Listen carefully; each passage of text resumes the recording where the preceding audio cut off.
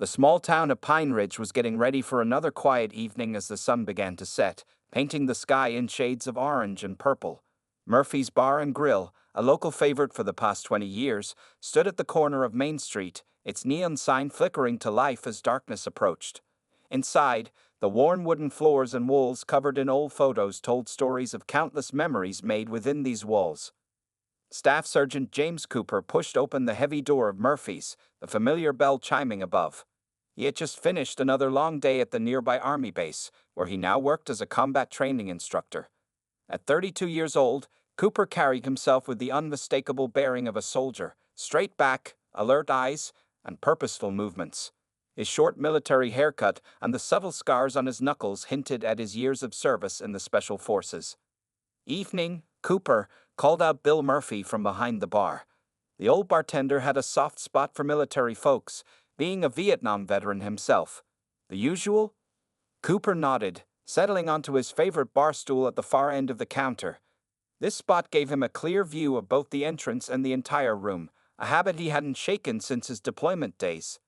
"Thanks, Bill," he said quietly as a cold beer appeared in front of him.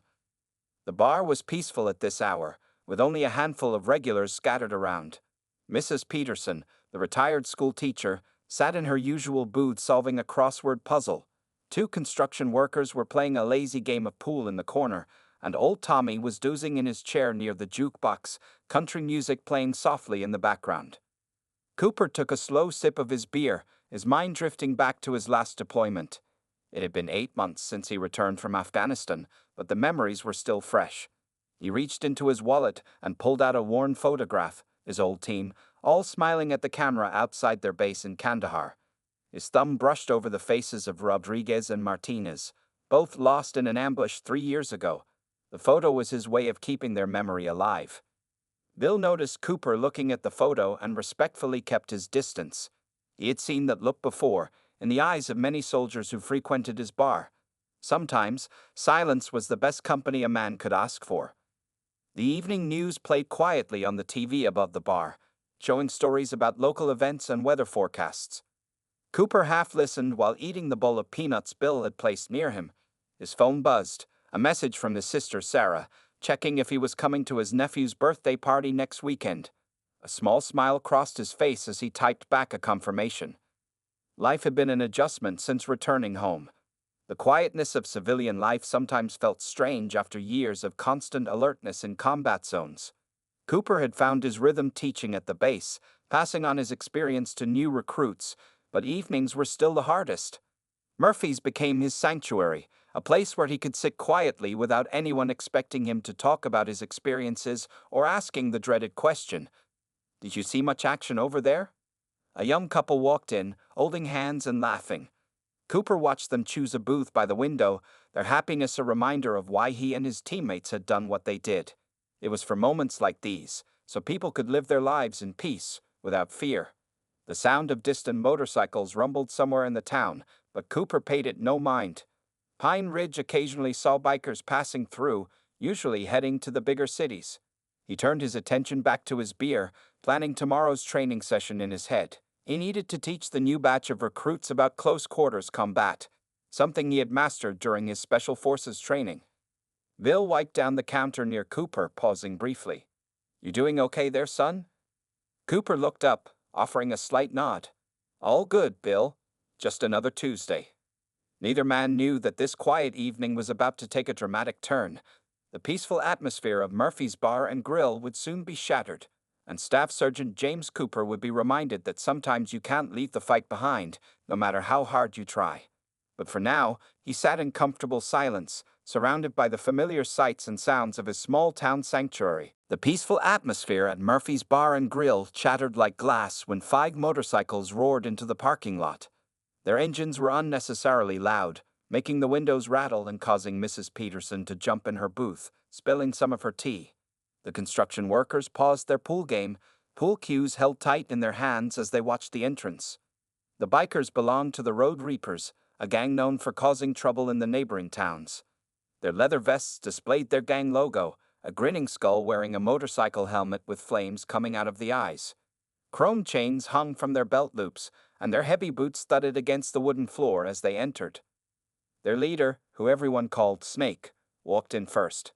He was tall and lean, with long greasy hair tied back in a ponytail and a snake tattoo that curved around his neck. His cold eyes scanned the bar like a predator looking for prey. Behind him came his 4 followers: Big Mike, who wasn't actually very big, Razor, Diesel, and a newer member they called Rookie. Well, what do we have here? Snake's voice was rough, like he'd swallowed gravel. Looks like we found ourselves a nice, quiet place to have some fun, boys. Bill Murphy's face hardened as he watched them approach the bar. He dealt with troublemakers before, but the Road Reapers had a particularly nasty reputation. His hand moved slowly beneath the counter, where he kept a baseball bat for emergencies. Cooper remained still at his end of the bar, his beer half finished. He didn't turn to look at the newcomers, but his shoulders tensed slightly. In the reflection of the TV screen above the bar, he could see everything happening behind him. The bikers spread out across the bar. Razor and Diesel headed to the jukebox, roughly waking old Tommy from his nap. "Move it, Grandpa," Razor sneered, shoving Tommy's chair. The old man hurried away, shooting worried glances at Bill. Snake ordered 5 beers, throwing crumpled bills on the counter. His eyes landed on Cooper's military haircut, and a nasty smile spread across his face. He nudged Big Mike and nodded in Cooper's direction. "Hey boys, looks like we got ourselves a Boy Scout," Snake called out loudly. "All cleaned up and proper. Bet he thinks he's better than us regular folks." Cooper took another sip of his beer, acting as if he hadn't heard them. The young couple by the window quickly paid their bill and left, holding hands tightly as they hurried past the bikers. Mrs. Peterson also gathered her things, but Snake stepped into her path. "What's the rush, sweetheart?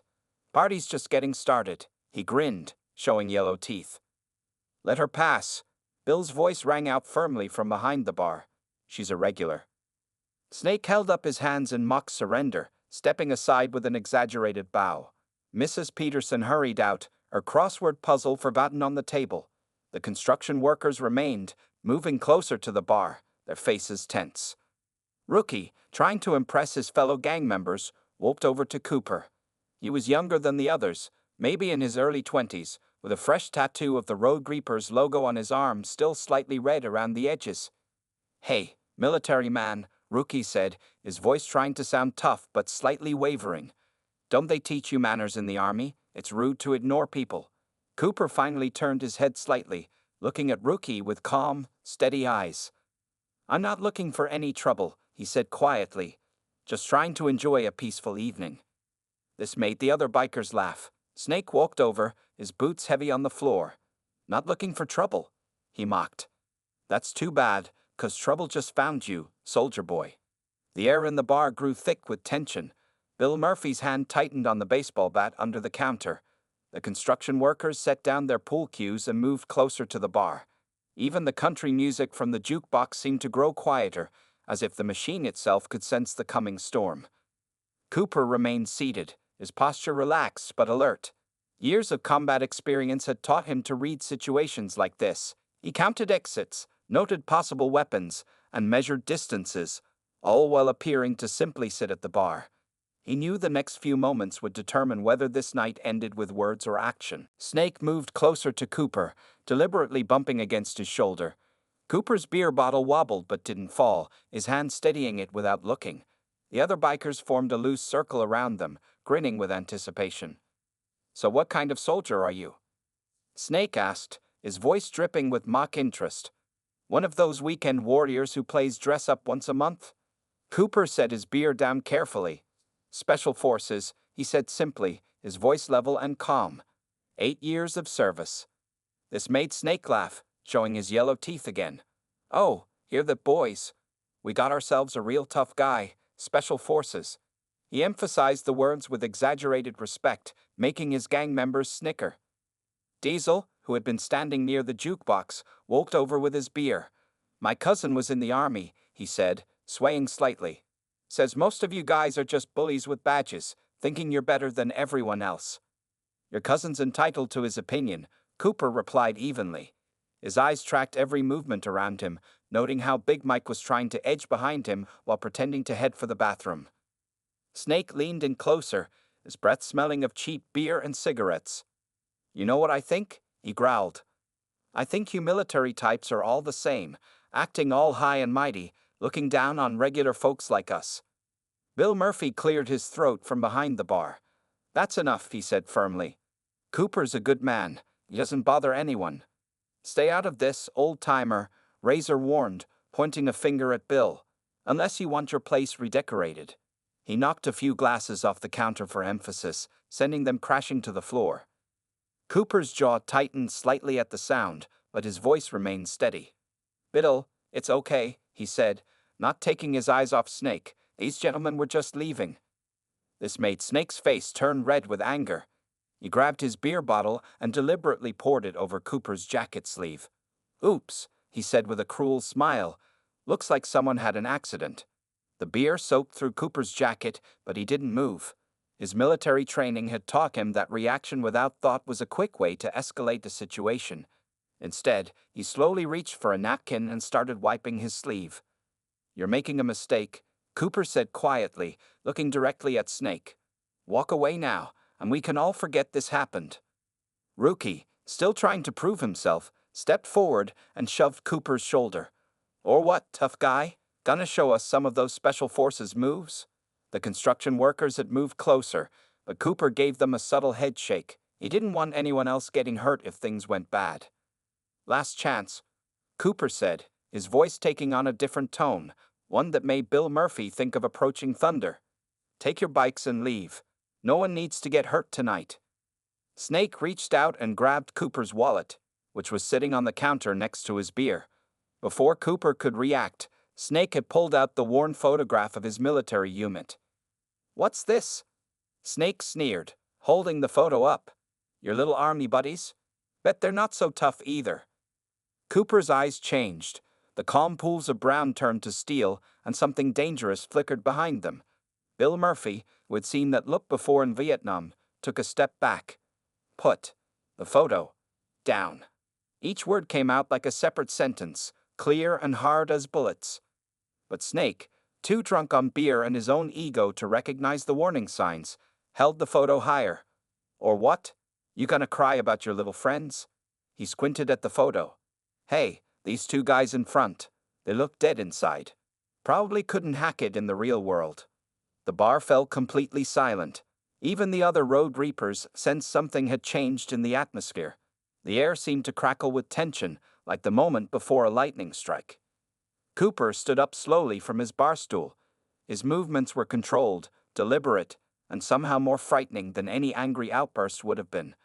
The Special Forces training that had taught him to remain calm in the face of enemy fire had also taught him exactly when that calm needed to break. Cooper's movement toward Snake was interrupted by Big Mike grabbing his shoulder from behind. The biker's meaty hand squeezed hard, trying to force Cooper back onto the stool.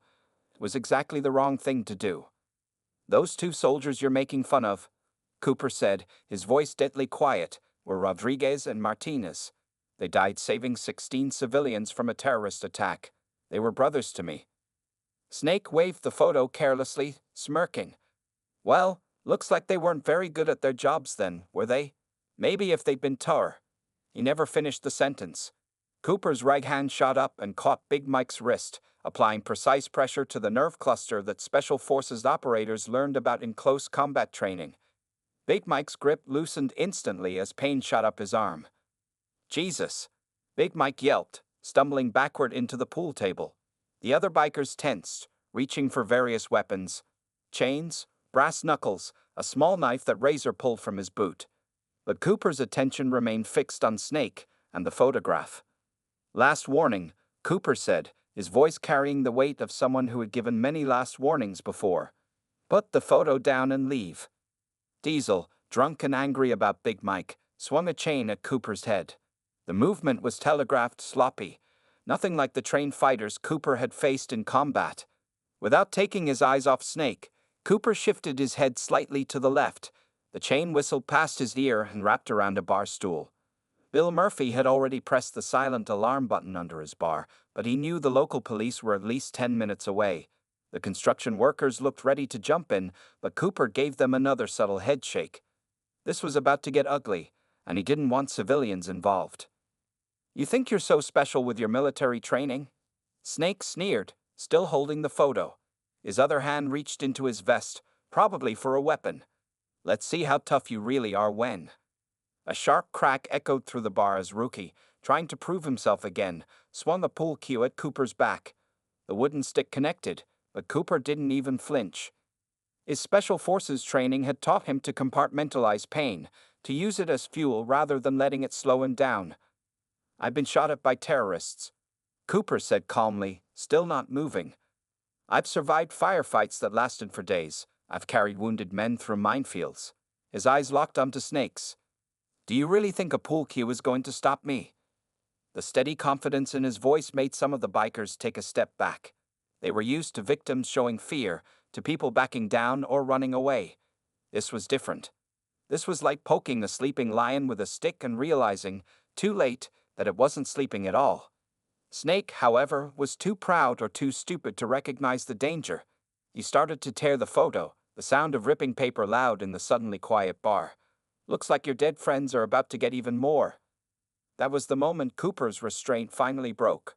8 years of special forces training, countless combat missions, and the memory of his fallen brothers crystallized into a single point of focused action.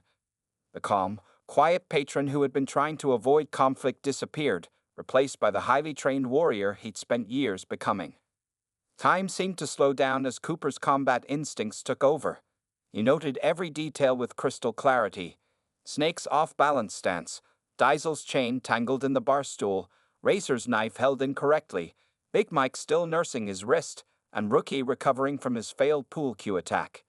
In that frozen moment, Cooper didn't see drunk troublemakers anymore. He saw threats to be neutralized, just like his training had taught him. Bill Murphy, watching from behind the bar, would later say that what happened next reminded him of a dance, a violent, precisely choreographed dance that lasted only seconds but would be talked about in Pine Ridge for years to come. Time seemed to freeze in Murphy's bar and grill as Cooper's voice cut through the tension like a knife. His tone had changed completely. Gone was the quiet, polite customer. In his place stood a combat-hardened warrior, his words carrying the weight of countless battles. Let me make something very clear, Cooper said, each word precise and measured. His eyes, previously tired, now held the sharp focus of a predator. I've spent 8 years in special forces. I've fought in places you can't pronounce, against enemies you don't want to know about. Snake's hand, still holding the torn photograph, trembled slightly. Something in Cooper's voice made the hair on the back of his neck stand up. It was the voice of someone who had seen real violence, not just bar fights and street brawls. In those 8 years, Cooper continued, taking one step forward. I've learned 14 different ways to disarm an opponent. 36 ways to subdue someone without causing permanent damage. His eyes scanned each biker in turn. And more than 50 ways to end a fight permanently. The temperature in the room seemed to drop. Even Diesel, who had been swinging his chain menacingly, let it drop to his side. The construction workers watched from their corner, amazed at how one man's presence could fill the entire room. But what they taught us most, Cooper said, his voice growing quieter but somehow more intense, was when to use that knowledge. They taught us that real strength isn't about starting fights. He gestured at the torn photo in Snake's hand. It's about protecting others, like Rodriguez and Martinez did when they gave their lives. Bill Murphy had seen many tough guys come through his bar over the years, but something about Cooper was different. This wasn't the fake toughness of someone trying to prove themselves. This was the quiet confidence of someone who had nothing to prove, and that made it far more frightening.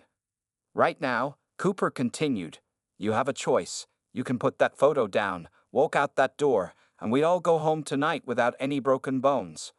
Or, he left the sentence hanging, but his meaning was clear. Rookie, still trying to act brave, laughed nervously. There's 5 of us and 1 of you, tough guy. How do you like those odds? Cooper didn't even glance in Rookie's direction. In Kandahar, I once had to fight off 12 enemy combatants with nothing but a combat knife and my training. Those were bad odds. His eyes locked onto Snake's. This is just Tuesday night practice. The confidence in his voice made Big Mike take another step back, bumping into the pool table. Even Snake, who had started this whole confrontation, was beginning to look uncertain. The aura of menace coming from Cooper was unlike anything they'd encountered in their usual bar fights. I'm going to count to 5, Cooper said calmly. By then, you either put that photo down and leave, or I show you exactly what Special Forces close combat training looks like. He paused, letting his words sink in. And trust me, you don't want to learn that lesson tonight. 1. The word hung in the air like a thundercloud. Razor's hand tightened on his knife, but there was fear in his eyes now. 2. Cooper's stance shifted slightly, a subtle movement that somehow made him look even more dangerous. Dazel glanced at the door, clearly considering making a run for it. 3. Snake's face was a mix of anger and growing uncertainty. The torn photograph trembled in his hand. 4. Cooper's muscles tensed, ready for action. The bar was so quiet you could hear the ice melting in abandoned drinks. This was the moment of truth.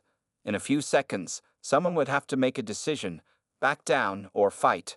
The Road Reapers had never backed down from a fight before, but they had also never faced anyone quite like Staff Sergeant James Cooper.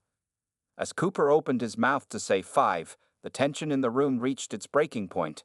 What happened next would become the stuff of local legend, a story that would be told and retold in Pine Ridge for years to come. Snake never let Cooper finish saying 5. With a snarl of rage, he crumpled the photograph and threw a wild punch at Cooper's face. It was the worst mistake he could have made.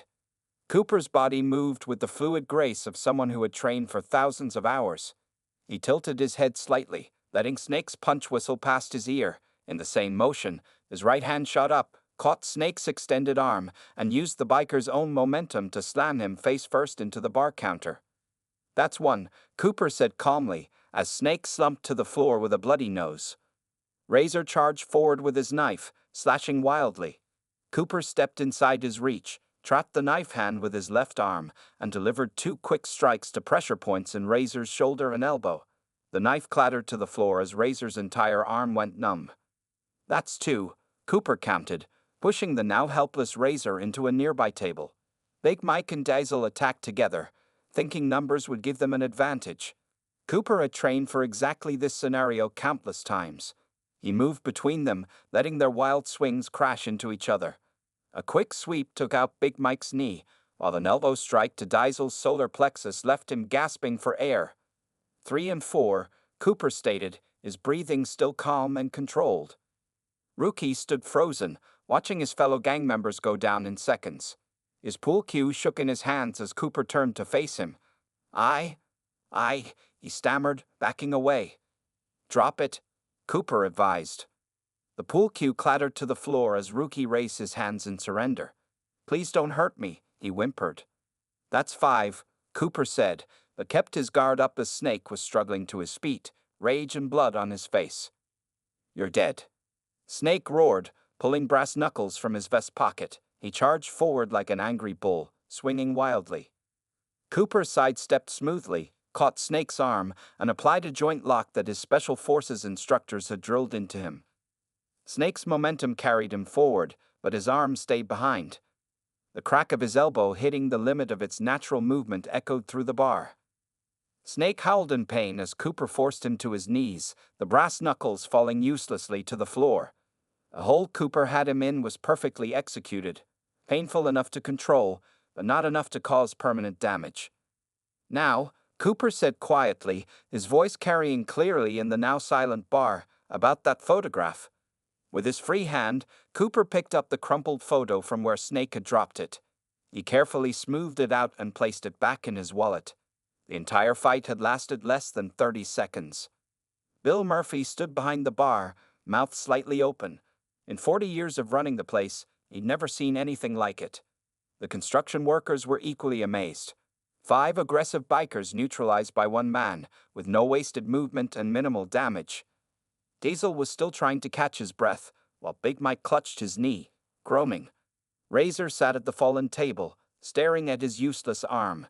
Rookie hadn't moved from his spot, hands still raised in surrender. "The police will be here in about 5 minutes," Cooper said, maintaining the hold on Snake. "Here's what's going to happen. You're all going to sit quietly and wait for them. When they arrive, I'll explain how you gentlemen came in looking for trouble and found it." He adjusted his grip slightly, making Snake wince. "I'll also explain how I used minimum necessary force to defend myself and protect the other customers. The security cameras will back that up." He nodded toward the corner where Bill's newly installed cameras were recording everything. And then, Cooper continued, "You're going to leave Pine Ridge and never come back, because if you do..." He left the threat unspoken, but everyone in the bar knew he could back it up. The sound of approaching sirens filled the air. Cooper's face showed no satisfaction, no enjoyment in what he'd done. This hadn't been about proving anything. It had been about protecting himself and others, just as he'd been trained to do. Bill Murphy walked over and picked up the brass knuckles from the floor, placing them on the bar as evidence. He looked at Cooper with newfound respect. "Remind me never to spill your beer," he said, trying to lighten the mood. Cooper's expression finally softened slightly. "Don't worry, Bill. Your beer's too good to waste." The red and blue lights of police cars filled Murphy's parking lot, reflecting off the chrome of the abandoned motorcycles.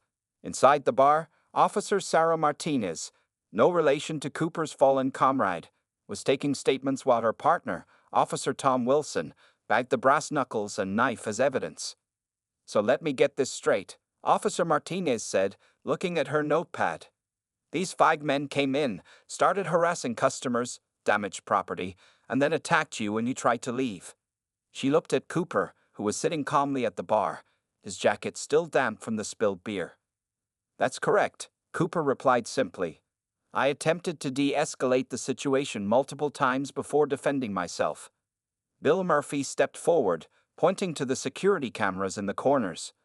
"I've got it all on video," he said. "Cooper here gave them every chance to walk away. They chose not to take it." The 2 construction workers, Mike Thompson and Dave Riley, were eager to add their accounts. "The soldier was just sitting here minding his own business," Mike said. "These road reapers came in looking for trouble. And they found it," Dave added with a slight smile. Mrs. Peterson had returned to the bar after seeing the police cars arrive. She described how Snake had intimidated her earlier and how Cooper had remained calm despite the bikers' provocations. Even old Tommy spoke up, telling the officers about how Razor and Diesel had pushed him away from his usual spot. The road reapers sat in different corners of the bar, under police supervision. Snake's nose had stopped bleeding, but his arm was being checked by a paramedic. Razor was gradually regaining feeling in his arm, while Big Mike had an ice pack on his knee. Diesel's breathing had returned to normal, but he kept his distance from Cooper. Rookie just stared at the floor, looking like he was reconsidering his life choices. "Your military ID shows Special Forces training," Officer Wilson noted, looking at Cooper's credentials. "Could you have subdued them without causing any injury?" Cooper straightened in his chair. "I used minimum necessary force," he explained. "In combat situations, we're trained to neutralize threats quickly while minimizing permanent damage. Nobody here will have lasting injuries, just some bruises and wounded pride." The paramedic treating Snake confirmed this. "Nothing's broken," she reported. "The arm is just strained, and the nose is bruised but not fractured. Everyone else has minor injuries at worst." Officer Martinez was reviewing the security footage on Bill's office computer. The video clearly showed the bikers as the aggressors, with Cooper attempting to avoid conflict multiple times. It also captured the moment when Snake tore the photograph of Cooper's unit, the action that finally triggered the confrontation. "We'll need copies of this footage," she told Bill, "and statements from everyone here." She turned to the road reapers. "As for you gentlemen, you're facing charges for assault, property damage, and carrying concealed weapons." Snake started to protest but fell silent when Cooper glanced his way. The fight had taught him and his gang a valuable lesson about judging people by appearances. Bill was already cleaning up the broken glasses and righting the overturned furniture. The construction workers offered to help, and soon the bar was starting to look normal again. Mrs. Peterson brought Cooper a fresh cup of coffee, patting his hand in a motherly way. "Thank you for protecting us," she said softly. "My late husband was in Vietnam.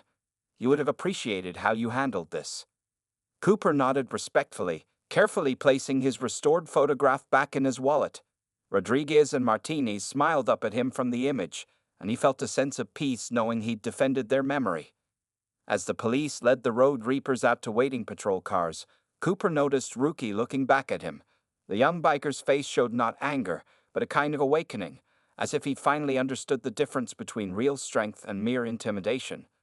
"You know," Bill said, polishing a glass behind the bar. In all my years running this place, I've never seen anything quite like that. You're always welcome here, Cooper. The other regulars nodded in agreement. What had started as a night of trouble had ended up bringing the Murphy's Bar and Grill community closer together.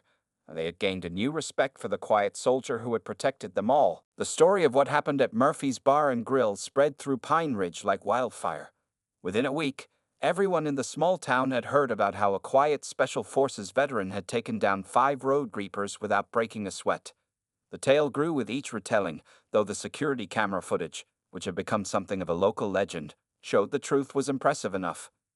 Cooper continued his routine as usual, teaching combat training at the base during the day and occasionally stopping by Murphy's in the evenings. The only difference was how people treated him now.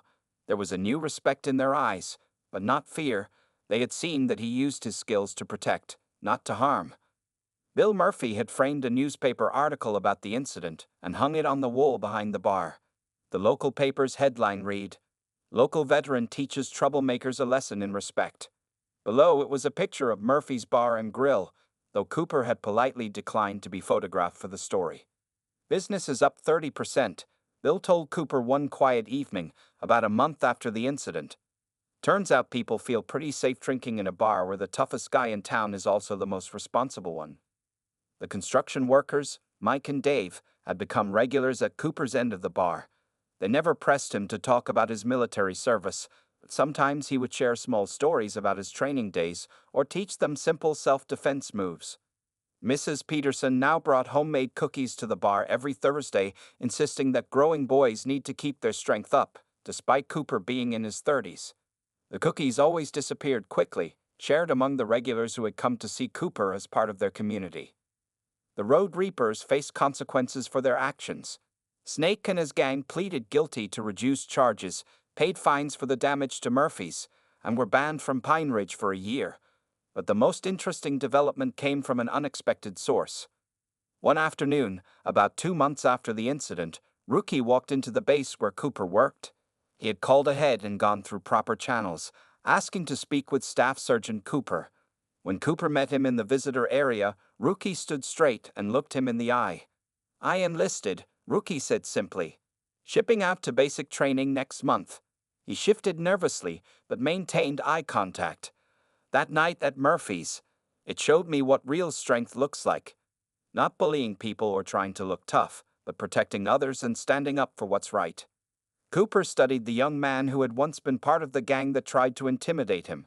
He saw something different now: determination, purpose, and a genuine desire to change. "It won't be easy," Cooper warned him. "The military isn't about fighting, it's about discipline, responsibility, and service." Rookie nodded. "I understand, sir. That's what I want to learn." He paused, then added, "I've been working with a tutor to get my GED, and I've been clean for 2 months now. No more drugs, no more gang stuff." Cooper felt a surge of pride for this young man's transformation. It reminded him of why he had joined the Special Forces, not to learn how to fight, but to make a difference in the world. The story also had an unexpected effect on Cooper himself.